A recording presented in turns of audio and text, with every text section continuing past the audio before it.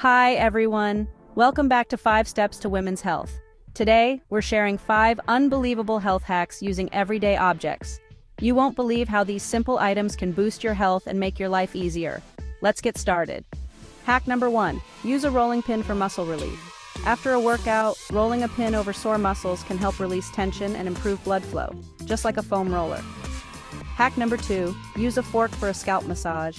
Gently running a fork through your hair can stimulate blood flow to the scalp and promote relaxation. Hack number 3, use a spoon for eye depuffing.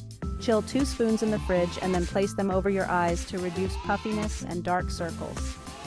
Hack number 4, use a toothbrush for lip exfoliation.